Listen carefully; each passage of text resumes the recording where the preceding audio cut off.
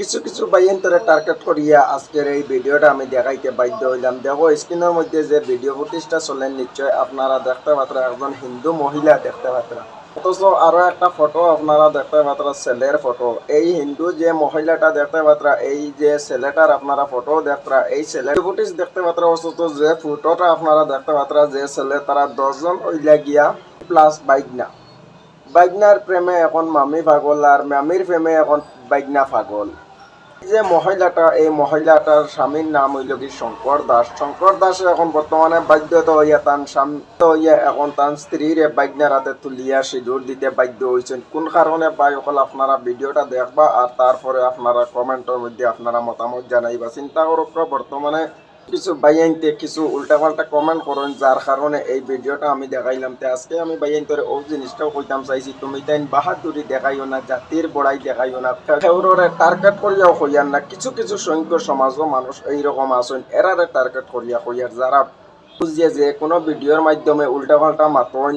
যে কোনো ধর্মর যদি একজন পড়ি বাগনি বাগিয়া যায় অথচ কোনো অঘটন ঘটে যদি, তাহলে প্রায় সময় দেখছি কিছু ফেসবুক ইউজার বাইনতে উল্টাপাল্টা মাতন, উল্টাপাল্টা ভিডিও বানায় না, এরারে টার্গেট করি এই জিনিসটা কইতাম চাইছি। দেখো ভালোবাসায় কোনো জাত চায় না, ভালোবাসা এমন একটা জিনিস, ভালোবাসার প্রেমে আজকে চিন্তা করুক মামির বর্তমানে বাইকনা কতটুক দেওয়ানা হয়েছেন, এই জিনিসটা আপনারা সামান্য ভিডিওর মাধ্যমে দেখুক, এরপরে আপনারা বুঝতে পারবা।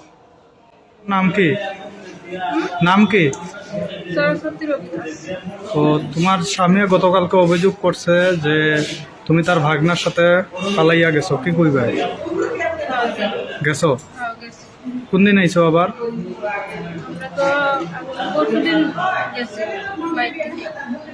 আচ্ছা, কালকে আইছো?